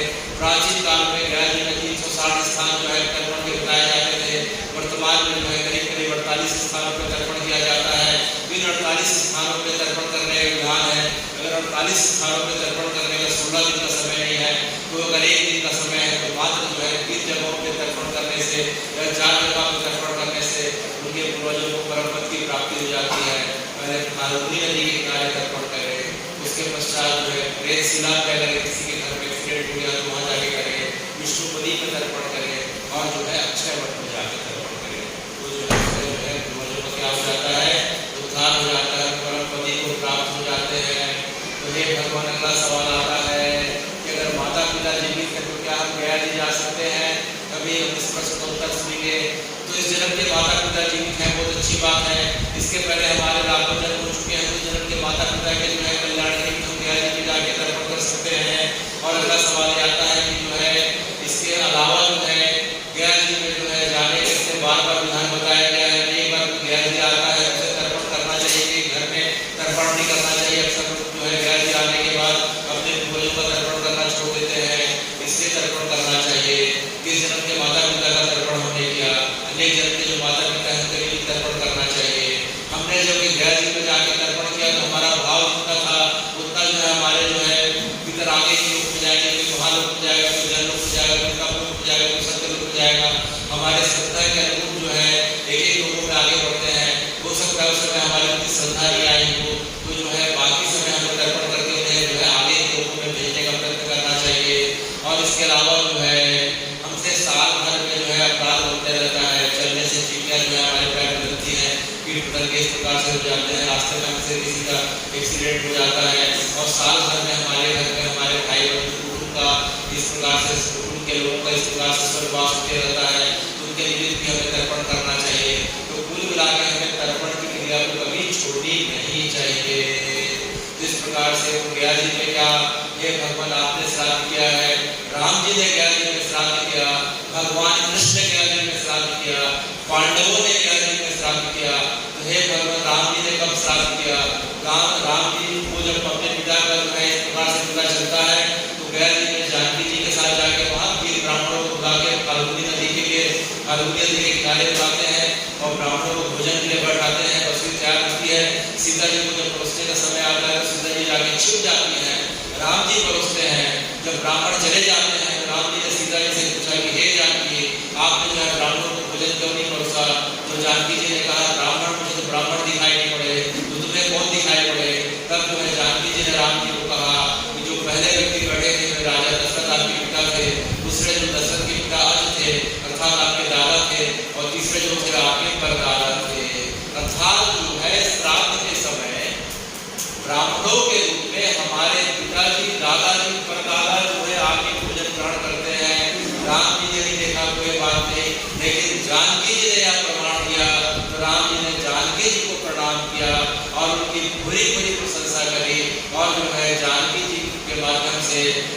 के रूप में आशीर्वाद दिया कि जो व्यक्ति जो है गैर में आके श्राद्ध करेगा, उसके पिताजी दादा परदादा जो है इस प्रकार से शरीर रूप में आके ग्रहण करेंगे और विष्णुपदी का स्पर्श करते ही जो है परम लोगों को जो है प्रस्थान कर जाएंगे।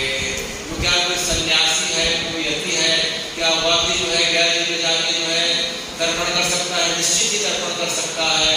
कोई दंडीधारी सन्यासी है, वह अपने दंड का विष्णुपदी में स्पर्श कराए और संकल्प करे अपने माता पिता पूर्वजों के लिए, तो उसके पूरे जो है पूर्वज जो है विष्णुपदी से जो है परम लोगों को इस प्रकार से जो है प्रस्थान कर जाते हैं।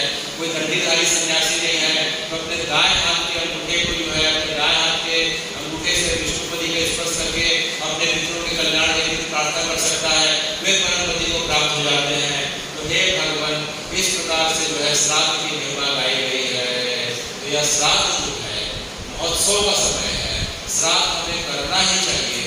श्राद्ध कर्म से जो है विमुक्त होना माने अपने आप में अपराध की श्रेणी में आता है, क्योंकि श्राद्ध का समय जो है अपने माता पिता पूर्वजों के प्रति कृतज्ञता ज्ञापन करने का समय है। और क्या वो ये सोचे कि श्राद्ध का समय जो है अच्छा नहीं माना जाता, तो उनको जो है यह जानकारी में बता दिया जाए कि जो है श्राद्ध कर्म के पहले जो है सबसे पहले तर्पण के पहले पितृ तर्पण के पहले देव तर्पण किया जाता है। कौन सा तर्पण किया जाता है? पहला देव तर्पण। देव किसे करते हैं? प्रकृति की जो नियामक शक्तियां हैं जिनके माध्यम से हमारा शरीर चलता है, जिसके माध्यम से हमारे पूर्वजों का अस्तित्व था, जिसके कारण इस धरती का अस्तित्व बना हुआ है, उन शक्तियों को पहले तर्पण किया जाता है। अर्थात जो है पृथ्वी के लिए, वायु के लिए, जल के लिए, अग्नि के लिए, वनस्पति के लिए, औषधि के लिए, सागर के लिए, नदियों के लिए, पर्वतों के लिए, इस प्रकार से तर्पण, क्योंकि हमारा शरीर पृथ्वी जल अग्नि वायु आकाश से बना है और उसके कारण जो है हम लोग जो है जल का ग्रहण करते हैं, वायु का सेवन करते हैं, उस जो है सूर्य का ग्रहण करते हैं, आकाश तत्व में अंतरिक्ष में स्थित है और भूमि में स्थित अन्न का हम ग्रहण करते हैं। तो जो है इस शक्तियों के कारण जो है हमारा शरीर चल रहा है।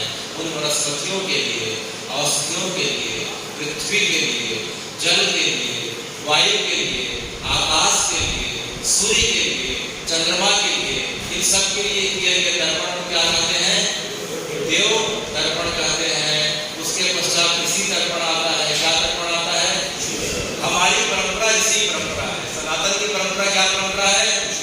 ऋषि परंपरा है। ऋषियों के कारण जो भगवान ने जो ज्ञान वेदों में दिया, उसे उस ज्ञान को ऋषियों ने जो है हमें जो है गुरु शिष्य परंपरा के माध्यम से बताया। इसी कारण से परिवार में, समाज में एक मर्यादा और अनुशासन की स्थिति बने रहती है कि जो है पिता पुत्र का कर्तव्य क्या होना चाहिए, भाई भाई के बीच क्या मर्यादा होनी चाहिए, पति पत्नी का संबंध कैसा होना चाहिए, हमारी मर्यादा, हमारा कर्तव्य राष्ट्र के प्रति, धर्म के प्रति क्या होना चाहिए, प्रकृति के प्रति, जीव जंतुओं के प्रति सामंजस्य कैसा होना चाहिए। यह ज्ञान हमें किसके माध्यम से मिला? उन ऋषियों के माध्यम से मिला। इसलिए दूसरा तर्पण किसको किया जाता है? ऋषियों को तर्पण किया जाता है। तो देवताओं को जो तर्पण किया जाता है, जो देवताओं को तर्पण किया जाता है, पूरब की तरफ होकर किया जाता है। और जो चार जो सामने के दिख रहे हैं, जैसे देव तीर्थ कहते हैं। क्या तीर्थ कहते हैं? देव तीर्थ के माध्यम से एक अंजलि जो है जल भर के जो तर्पण किया जाता है, उसे हम जो है देव तर्पण कहते हैं। और इसी तर्पण में जो है पूरब की तरफ होकर के और जो है जल में जो है अक्षत डाल के साथ चावल डाल के किया जाता है, या इसी तर्पण हुआ। इसके पश्चात उत्तर की तरफ होकर के जो है तर्पण का क्रम आता है, उसे हम दिव्य मनुष्यों का तर्पण करते हैं। उत्तर की तरफ होकर के जल में जौ डाल के जो किया जाता है, उसे हम दिव्य मनुष्यों का तर्पण कहते हैं। उससे जो है सनक ऋषि, सरलता ऋषि, सरकारी ऋषि जो है, आदि ऋषि है, तो जो है राजा हरिश्चंद्र है, गतिदेव है, जनक है, पंडु है, ये जो आने जो जिनके कारण जो है, जिनकी धर्म निष्ठा के कारण, जिनके त्याग के कारण, जिनके सत्य के कारण पृथ्वी टिकी हुई है, उनके लिए तर्पण किया जाता है। उसे दिव्य मनुष्य तर्पण करते हैं। और तीसरे क्रम में जो है पितर तर्पण आता है। तीसरे क्रम में कौन सा तर्पण आता है? पितर तर्पण आता है। पितर तर्पण जो है 3 प्रकार के होते हैं: दिव्य पितर तर्पण, यम पितर और मनुष्य पितर। हमारे जो है वे पितर तर्पण के भी तीसरे श्रेणी में आते हैं। दिव्य पितर तर्पण, यम तर्पण और मनुष्य तर्पण। तो इसमें जो है तर्पण की दिशा कौन सी हो जाती है? दक्षिण दिशा हो जाती है। कौन सी दिशा हो जाती है? और हम अपने पितरों को जो है जल में तिल डाल के तर्पण करते हैं। क्या डाल के तर्पण करते हैं? तिल डाल के। देवताओं को पूरब की तरफ अक्षत डाल के, चावल डाल के, बिना टूटा हुआ चावल को अक्षत करते हैं। उसके बाद बाद दिव्य पुरुषों को जो है उत्तर की तरफ जल में जौ डाल के, और जो है हमारे पितरों को दक्षिण की तरफ मुड़ करके बायां घुटना मोड़ के, और जो है जल में तीर डाल के, और जो है ये पितृ तीर्थ है। ये जो पहला अंगूठा पहले उंगली के बीच का तीर्थ है, इसे पितृ तीर्थ कहा जाता है। ये क्या हो गया? ये पितृ तीर्थ। ये हो गया देव तीर्थ। और ये काया तीर्थ, दिव्य पुरुषों के लिए दिव्य काया है, काया तीर्थ हो गया। तो अलग अलग तीर्थों से अलग अलग जो है लोगों को जो है तर्पण किया जाता है। तो जो है पितरों को जो है पितृ तीर्थ से तर्पण किया जाता है। उन्हें 3 बार आह्वान किया जाता है। अपने पिताजी को कितने बार आह्वान करेंगे? 3 बार। दादाजी को 3 बार, परदादा को 3 बार, नाना को, परदादा को, वृद्ध परदादा को 3 बार आह्वान करते हैं। उसके पश्चात अन्यादि तर्पण आते हैं पितृ तर्पण में, कि हमारे जितने भी सगे संबंधी हैं, चाचा है, नाना है, चाचा है, मामा है, मौसी है, बुआ है, हमारे गुरु हैं, सगे हैं, संबंधी हैं। इसके पश्चात समाज के लोग हैं, इसके पश्चात राष्ट्र के लोग हैं, इसके पश्चात जिनको हम जानते हैं ऐसे व्यक्ति, नहीं जानते हैं ऐसे व्यक्ति, जिनके पुत्र नहीं है फिर भी हमसे जन्म पाने की आकांक्षा करते हैं ऐसे व्यक्ति। तो ये अन्यादि तर्पण में आता है। तो कहने का मतलब कोई भी व्यक्ति चाहे किसी भी लिंग का हो, चाहे स्त्री हो, चाहे पुरुष हो, सभी को तर्पण का अधिकार है। और इससे हम वैज्ञानिक तरीके से समझें, दूसरे तरीके से समझें कि जो है जल का, तिल का, पिंड का आखिर मतलब क्या है। देखिए, हमारा शरीर प्रकृति की शक्तियों से बना है। हमारा शरीर जो है पृथ्वी, जल, अग्नि, वायु, आकाश से मिलकर बना हुआ है। तो मान लीजिए कि हम उनके निमित्त अगर हम थोड़ा सा जल के लिए जल का तर्पण कर दिए, जल देवता के लिए, सूर्य देवता को के लिए थोड़ा सा अर्घ दे दिए, अग्नि देवता के लिए थोड़ा सा हवन में हम अग्नि का अगर इस प्रकार से अग्नि में हवन कर दिए, उनके प्रति एक कृतज्ञता का भाव है। क्योंकि हमारा शरीर उन्हीं के निमित्त है, उन्हीं के कारण बना हुआ है। तो ये कृतज्ञता का पर्व है। इनके हमारा शक्तियों के प्रति, देव शक्तियों के प्रति कृतज्ञता ज्ञापन करने का पर्व है। और सबसे खास बात, इसमें खर्च कुछ है क्या? जल देने में कुछ खर्च होता है क्या? इस प्रकार से जो हमारा भोजन है, उस भोजन को किसी को कराने में कोई खर्च होता है क्या? और यह पितृ तर्पण इतना सूक्ष्म है कि जो है मनुष्य तर्पण के आखिरी में जो किसके लिए आता है? सबसे पहले गौ माता के लिए आता है। उसके पश्चात में किसके लिए आता है? स्वान तथा कुत्ते के लिए आता है, फिर गौवे के लिए आता है, फिर चींटियों के लिए आता है। तो ये बताइए कि गाय के बगैर हमारा एक दिन पूरा होता है कि गौ माता के बगैर, गौ माता के दूध के बगैर, घी के बगैर, दही के बगैर, छाछ के बगैर हमारा जीवन चल नहीं सकता। उसके प्रति हम कृतज्ञता का भाव अर्पित करके उसके प्रति हम जल देके थोड़ा सा भोजन निकाल के, जैसा कि आप बात पड़ गया। कुत्ता जो है हमारे घर की रखवाली करता है, कुत्ता हमारे खेत की रखवाली करता है, कुत्ता हमारा शरीर छूटने के बाद भयानक रूप में शमशान का हमारा साथी होता है, शरीर छूटने के बाद भी साथी है, शरीर का साथी है। तो कुत्ता जो हमारा इतने हर प्रकार से सेवा करता है, तो स्वान के निमित्त अगर हम थोड़ा सा तर्पण करके उसके निमित्त निकाल दिए, कैसे क्या अपराध हो जाता है। उसी प्रकार से जो है, उसी प्रकार कौवा आता है। क्या आता है? देखिए, पीपल और बरगद के जो पेड़ है, पीपल और बरगद के पेड़ का ऐसे पौधा नर्सरी में नहीं मिलता है। पीपल और बरगद के जब तक जो है पेड़ से जो बीज गिरते हैं उसको कौवा खाते हैं, और कौवे के पेट में जाने के बाद जब मल त्याग करते हैं तो फिर जो बीज निकलता है उसी से पीपल और बरगद का पेड़ होता है। इसीलिए हम देखते हैं कि पीपल और बरगद घर के छत में होते हैं, टंकी के ऊपर होते हैं, और बाउंड्री वाल के ऊपर होते हैं। पीपल बरगद के वृक्ष कहीं देखने को मिलते हैं। जब तक वह बीज कौवे के पेट में ना जाए, पेट से बाहर ना निकले, तब तक वह वृक्ष रूप में इस प्रकार से फलता नहीं है। इससे जो है कौवों का यह प्रजनन काल होता है। यह पितर पक्ष का समय जो अश्विनी मास का समय है, भाद्रपद अश्विनी मास का समय, कौवों का प्रजनन काल होता है। इससे कौवों के लिए दिया जाता है ताकि कौवे आए तो कौवों के माध्यम से पीपल बरगद का पेड़ जिससे सबसे ज्यादा ऑक्सीजन निकलता है, जो सबसे ज्यादा जो है औषधीय रूप में होते हैं। पीपल के पेड़ में विष्णु जी का वास माना जाता है, बरगद में महादेव का वास माना जाता है, और ऐसे नर्सरी में के पौधे नहीं मिलते। इस कारण से जो है कौवों को देने का प्रावधान बताया गया है। वैज्ञानिक दृष्टि से समझे, उसे भी समझा जा सकता है।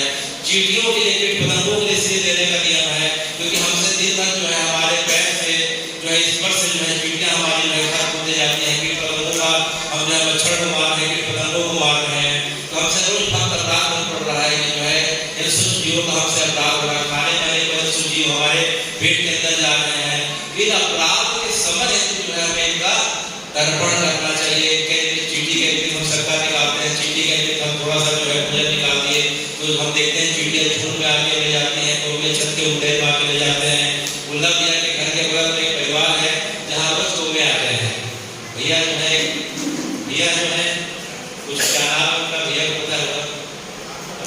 हाँ उनके मुंडे पे रोज जो है कई सौ जो है पेपर में भी कई बार आ चुका है।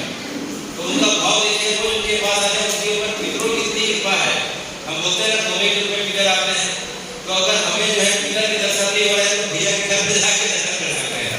कहने को तो ये पशु हमारा ये पितृपक्ष का जो उत्सव है, हम देव शक्तियों से प्रकृति के साथ सामंजस्य से स्थापित कर रहे हैं, पशु पक्षियों के साथ स्थापित कर रहे हैं, पूरे ब्रह्मांड के साथ स्थापित कर रहे हैं। आप ब्रह्म पर्यंत अतीत कुल कोटि नाम अनेक ब्रह्मा जी की सृष्टि जो बनाई हुई सृष्टि है, पृथ्वी के अलावा जो अनेक ब्रह्मांड में अनेकों जीव रहते हैं, उन सबके निमित्त जो है इस तर्पण में जो है श्राद्ध तर्पण करने का नियम बताया गया है। तो बताइए कि आप एक अंजलि जल देने मात्र से, थोड़ा सा हवी हवन में हवी डालने मात्र से, थोड़ा सा किसी जरूरतमंद को भोजन कराने मात्र से आप पूरे ब्रह्मांड के साथ जो है आपका संबंध स्थापित हो जा रहा है। और खर्चा कुछ नहीं, इससे अच्छी कोई चीज हो सकती है क्या? इससे अच्छी कोई चीज हो सकती है क्या? अच्छा ये बताइए कि आप किसी जो है जरूरतमंद की सेवा करते हैं, दीन दुखियों की सेवा करते हैं, पशु पक्षियों की सेवा करते हैं, तो आपको अच्छा लगता है, खराब लगता है? मन को शांति मिलती है कि मन को कष्ट पहुंचता है? तो यही तो समय है। तो ये 15 दिनों का जो समय है, हम पूरे प्रकृति के साथ ब्रह्मांड के साथ अपने ईश्वर को देखा नहीं देखा कोई बात नहीं, लेकिन ईश्वर के बनाए हुए सृष्टि में सब जीव जंतुओं को जो भगवान के बनाए हुए हैं उनके निमित्त हम कर रहे हैं, उनके साथ सायुज्य हो रहे हैं, उनका कृपा श्री हरि की प्राप्त हो रही है, श्री विश्वकर्मा भगवान की कृपा प्राप्त हो रही है। कहने का मतलब है क्योंकि ईश्वर अंश जीव अविनाशी, प्रत्येक प्राणी में भगवान का अंश है। ईश्वर सर्वभूतानां हृदय में से तिष्ठति भावयामि सर्वभूतानां यत् नामनि माया, भगवान गीता जी में बोलते हैं कि भगवान संसार के प्रत्येक प्राणी के हृदय देश में निवास करता है। प्रत्येक प्राणी में ईश्वर सर्वभूतानां हृदय देश में तिष्ठति, भगवान सब प्राणियों के हृदय देश में निवास करते हैं। भावयामि सर्वभूतानि यत् नामनि माया, और सभी जो है भूतों को, सभी व्यक्तियों को, सभी जीवों को जिस प्रकार से ड्राइवर जो है बस का ड्राइवर एरोप्लेन का पायलट जिस प्रकार से नियंत्रित करता है, एक बार बैठ कर तुम उसी के भरोसे, उसी प्रकार हमारी गाड़ी किसके हाथों द्वारा नियंत्रित हो रही है? श्री हरि के हाथों नियंत्रित हो रही है, और आज के प्रसंग में श्री विश्वकर्मा भगवान के हाथों नियंत्रित हो रही है। तो इस प्रकार से यह परंपरा बड़ी अद्भुत परंपरा है। इस परंपरा को हमें किसी प्रकार से पालन करना चाहिए। श्राद्ध के सब अधिकारियों का कथा का अंतिम प्रसंग आ गया। अगला सवाल आता है कि श्राद्ध का क्या बड़ा मुख्य अधिकारी होगा? शास्त्र कहते हैं कि जिसको शरीर मिला है और जिसने इस शरीर के रहते रहते पृथ्वी का, जल का, वायु का, अग्नि का, आकाश का जो उपयोग करता है वह श्राद्ध का अधिकारी है। क्रम के अनुसार अधिकारी है। अगर पुत्र बड़ा पुत्र जीवित है तो बड़ा पुत्र श्राद्ध करे, अगर पुत्र जीवित नहीं है तो छोटा पुत्र करे, अगर पुत्र नहीं है तो पुत्र का लड़का करे, अगर पुत्र का लड़का नहीं है तो उसका लड़का पुत्र करे, अगर वह भी नहीं है तो लड़की का लड़का करे, अर्थात जो है नाती करे, अगर वो भी नहीं है तो फिर जो है पत्नी करे, वो भी नहीं है तो लड़की करे, वो भी नहीं है तो भाई करे, वो नहीं है तो समाज के कोई बंधु करे, अगर वो नहीं है तो आचार्य कुल का आचार्य का पुरोहित करे, अगर कोई नहीं है तो समाज का जो है सबसे जो श्रेष्ठ व्यक्ति जिसे हम समाज का हर शहर में कोई अच्छे व्यक्ति है वह करे। पुराने जमाने में जिसका कोई नहीं रहता था उसका तर्पण राजा करता था, क्योंकि राजा जो है सभी वर्णों का बंधु कहा गया है। राजा जो है सभी वर्णों का बंधु है। उसी प्रकार हर नगर का जो मुख्य है, जैसे मान लीजिए एक उदाहरण देते हैं, नगर का जो मुख्य हो गए महापौर हो गए, नगर का प्रथम अधिकारी, प्रथम व्यक्ति का प्रथम नागरिक कौन है? महापौर है। उसी प्रकार अच्छे आचरण से युक्त जो व्यक्ति हैं, अगर घर में कोई नहीं है क्रम के अनुसार तो सभी कर सकते हैं। माता भी जो है पहले की रोज जो है अपने माता पिता को, अपने दादा दादी को अपना जो है अर्घ और तर्पण दे सकती है शास्त्रीय विधि के अनुसार, जिसमें किसी प्रकार का बंधन नहीं। आपको आपका माता पिता का शरीर मिला हुआ है, आप सब जो है प्रकृति के एक अंगों का विभागों का उपयोग कर रही हैं, तो हमारा कर्तव्य बनता है कि प्रकृति के प्रति कृतज्ञता ज्ञापन करने का। प्रकृति में मनुष्य के अलावा बाकी जो जंतु रहते हैं उनके प्रति कृतज्ञता ज्ञापन करने का, गाय के लिए, पशु पक्षियों के लिए, पतंगों के लिए उनके साथ सायुज्य होने का। उससे तो हमारा पुण्य बढ़ता है और दूसरा मन की शांति मिलती है और लोगों के प्रति भी अच्छी भावना उत्पन्न होती है। सबसे अच्छी बात क्या है कि यह देख के, यह संस्कार देख के हमारी पीढ़ी उतरती है, हमें देख के हमारी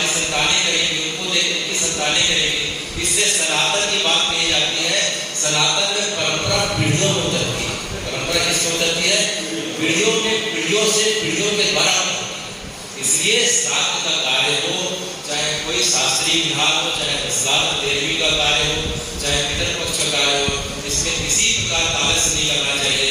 बड़े उत्साह, प्रेम, श्रद्धा और सामर्थ्य के अनुसार करना चाहिए। अभी हमने सुना कि सामर्थ्य के अनुसार करना चाहिए। तो इस प्रकार सनातन की जो परंपरा है इसका हमें निर्वहन करना चाहिए। और आखिर में भगवान क्या कहते हैं कि किसी के परिवार में अगर एक व्यक्ति अगर ऐसा निकल गया कि एक व्यक्ति एक पुत्र जो है श्राद्ध करने वाला भाव के साथ, श्रद्धा और सामर्थ्य के साथ अगर करने वाला निकल गया, जिस प्रकार से भक्त प्रहलाद भक्त ध्रुव थे, तो फिर क्या होता है? तो भगवान कहते हैं त्रिसप्तकुल संयुक्तम संपूर्ण पाप विवर्जितम, त्रिसप्तकुल संयुक्तम संपूर्ण पाप विवर्जितम, यह प्रयाति राम भवनम यत्र गत्वा न निवर्तते। कि किसी के कुल में अगर जो है कोई योग्य पुत्र पैदा हो गया, तो योग्य संतान, ज्यादा अच्छा शब्द है योग्य संतान, अगर पुत्र नहीं है तो हमने सुना है कि कन्या भी कर सकती है, सभी कर सकते हैं। अगर कोई किसी के कुल में अगर योग्य संतान अगर उत्पन्न हो गया और उसने पितरों के लिए श्राद्ध और तर्पण कर दिया, तो फिर क्या होता है? त्रिसप्तकुल संयुक्तम, 3 गुणे 7 करे तो कितना होता है? 21 होता है। तो भगवान उसके मात्र एक व्यक्ति के अच्छे कर्मों के कारण उसके पहले 21 पीढ़ियों को जो है अपना परम धाम को, अपना परम पद को प्रदान कर देते हैं, जहाँ जाके व्यक्ति फिर वापस लौटने की आवश्यकता नहीं पड़ती। तो बताइए कि हमें तर्पण कार्य करना चाहिए कि नहीं करना चाहिए? अपने पितरों को सम्मान पूर्वक कृतज्ञता ज्ञापन करना चाहिए कि नहीं करना चाहिए? पशु पक्षियों के निमित्त, गाय के निमित्त, श्वान के निमित्त, कीट पतंगों के निमित्त जो है हमें अच्छा भाव रखते हुए उनके भोजन के लिए कुछ निकालना चाहिए कि नहीं निकालना चाहिए? इस प्रकार से जो है ये पितृ महोत्सव के बारे में हमने अति संक्षिप्त में सुनने का प्रयास किया। और अंत में जो है देखिए सबसे महत्वपूर्ण बात क्या होती है कि हम जो अभी जो जितना सुने पितरों का तर्पण श्राद्ध सुने, इससे पितरों की जो है तृप्ति हो रही है, पितृ पुष्ट हो रहे हैं। पितृ क्या हो रहे हैं? पुष्ट हो रहे हैं। लेकिन पुष्ट होने से काम नहीं बनता है, आपका शरीर पुष्ट से काम नहीं बनता है। हमारा कर्तव्य यह बनता है कि हम अपने पितरों को आगे के लोग को पहुंचाएं, उनको आगे के लोग भेजने का कर्म करें। तो हमने अच्छा भोजन कराया, जल का तर्पण किया, पितृ संतुष्ट हुए, हमें आशीर्वाद दिए, उससे जो पितृ दोष करना था, परिवार में कला होना था, पति पत्नी की जन्म होता है, संतान का नहीं होना होता है, संतान का कुशल पुत्री होना होता है, ये तो जाता है। लेकिन पितरों के आगे के लोग में पहुंचाने के लिए जो है हमें क्या करना चाहिए? भजन करना चाहिए, भगवान का नाम लेना चाहिए और भगवान का नाम सुनना चाहिए। तब कथा का विराम देते हुए हे पितरों, हे विश्वकर्मा भगवान, आपके माध्यम से जितने भी पितर हैं सब जो है उस परम पद को प्रदान करो जिसको आपने अपने कार्य के माध्यम से पाया। और जो है कर्म विकास ने बताया कि जो है कि सर हमारा समाज जो है विश्वकर्मा भगवान को मानता है, तो उसके बारे में हम एक दो शब्द सुनना चाहते हैं। तो जब मैं श्री विश्वकर्मा भगवान के बारे में जब अध्ययन कर रहा था शास्त्रों का, तो मुझे इस बात की खुशी हुई कि मैं देखता था कि विकास की जो भावना जो होती है, जगन्नाथ जी की बड़ी अद्भुत भावना है। जगन्नाथ जी के श्री विग्रह को देखते ही रोने लग जाता है, घंटों का अपना देखते रहता है। पिछले वर्ष ऐसा हुआ था कि एक वर्ष में 2 बार 3 बार जो है, एक महीने के अंदर 2 बार 3 बार तो हम सब अपने गुरु के साथ जगन्नाथ की यात्रा पर चले गए थे, इस बार भी गए थे। तो आखिर इसका जगन्नाथ जी से संबंध क्या है? सर जब शास्त्रों का अध्ययन करना प्रारंभ किया, तब मैंने देखा कि विश्वकर्मा जी को जो है भगवान का जो है इंद्र का स्वरूप का तो निर्माण करा ही है आपने, अच्छा। कुबेर की अलकापुरी का निर्माण किया आपने, बहुत अच्छी बात। यम की यमपुरी का निर्माण विश्वकर्मा जी ने किया, बहुत अच्छी बात। द्वापर में जब भगवान जब त्रेता में जब आए लंकापुरी का जो है विश्वकर्मा जी ने निर्माण किया। द्वापर में जब भगवान आए तो द्वारकापुरी का निर्माण किया। लेकिन द्वापर में विश्वकर्मा जी ने हस्तिनापुर और इंद्रप्रस्थ का निर्माण किया। लेकिन सबसे अच्छी बात तो कलयुग में जो है, कलयुग में आपने भवन निर्माण और नगर निर्माण ना करते हुए आपने साक्षात भगवान का निर्माण किया, भगवान को नहीं दिया। वह कैसे? वह ऐसे कि जगन्नाथपुरी में जो भगवान का श्री विग्रह जो नींव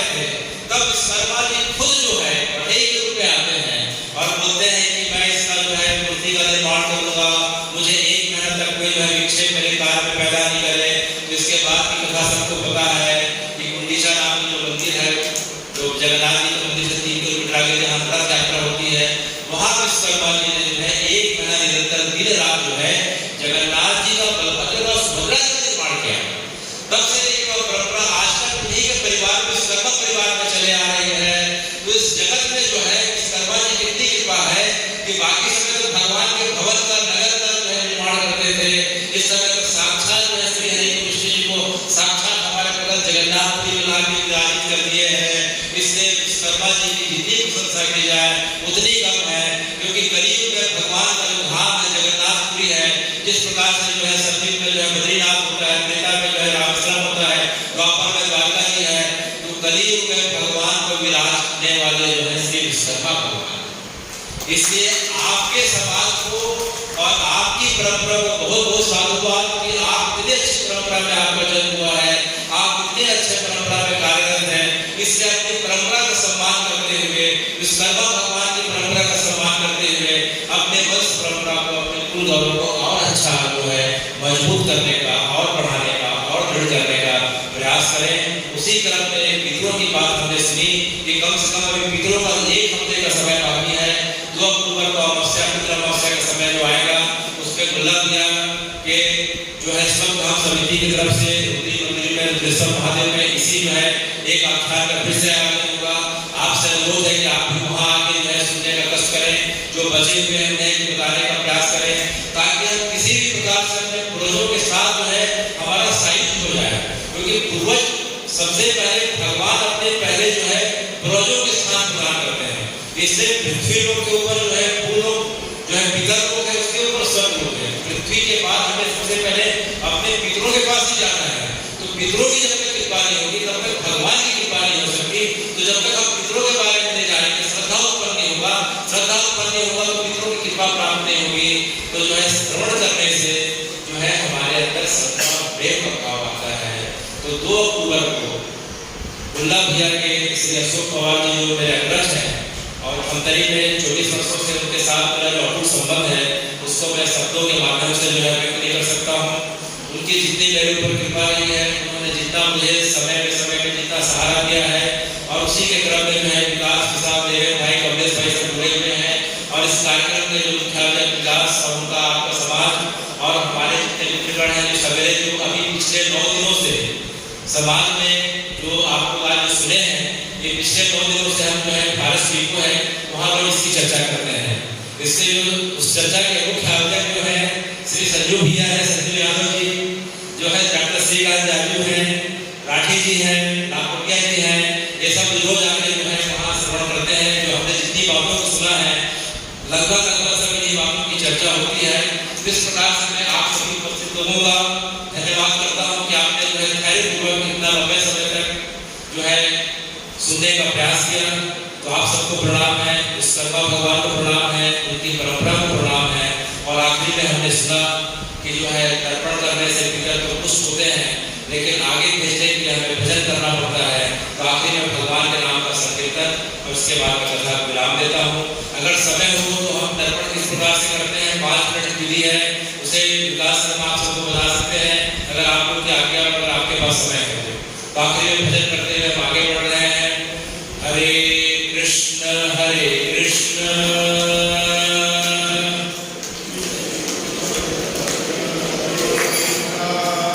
कृष्ण कृष्ण हरे हरे,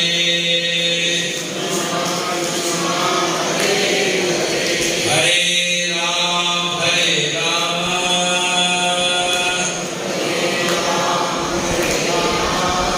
राम राम हरे हरे, हरे कृष्ण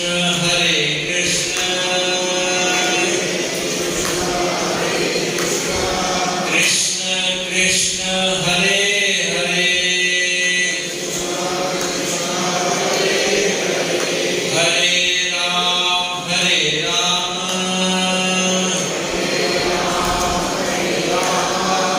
राम राम हरे हरे।